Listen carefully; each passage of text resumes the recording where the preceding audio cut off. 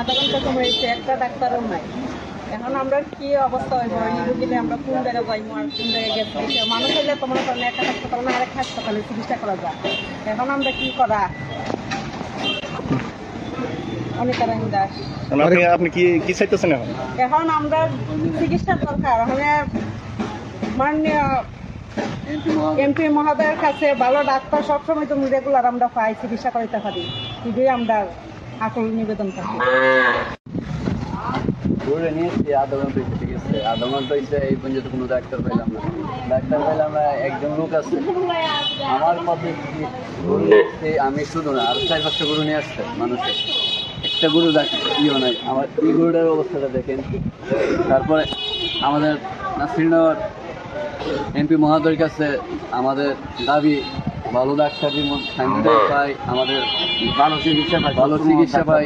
এটা তো মানুষ না, একটা মানুষ হলে একটা থেকে আরেকটা নিয়ে যায়, একটা পশুটা আমরা নিয়ে হয়ে যাবো।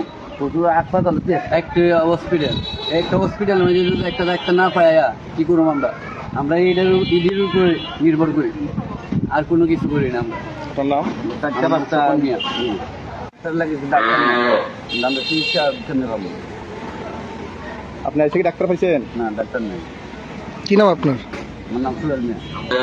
হসপিটালে আমি আসছিলাম কাগজ সত্যায়িতর জন্য, কিন্তু আমি কেন আইসা দেখলাম একজন ফ্যামিলি লেসের ছাড়া আর কোনো স্টাফ নেই। কিন্তু খাবার চোখের মধ্যে পড়লো 4-5জন লোক 5টা গাভী লইয়েছে, গাভী খোলা বেয়ে বেয়ে করতেছে।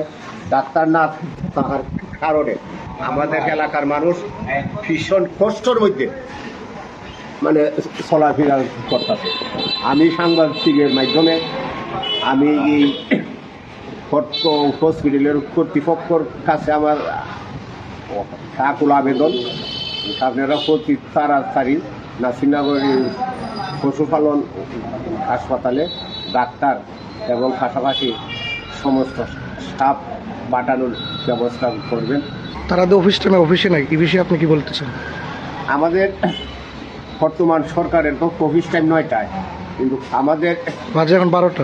আমাদের এমপি সাহেব বলছে যে সবাইকে 9টার মধ্যে অফিসে কাইসা যার যার কর্ম করার জন্য, কিন্তু এখন বাজে প্রায় 12টা। কোনো এই ব্যাপারে আমি জেলা কর্মকর্তার চাই না, আমি অনুরোধ রাখতেছি যেন প্রতি তাড়াতাড়ি তাতে ডাক্তার এবং স্টাফ পাঠাইয়া আমাদের এলাকার লোকজনের তাদের ভোগান্তি কমায়। কি নাম আপনার? আমার নাম বাদল দেব।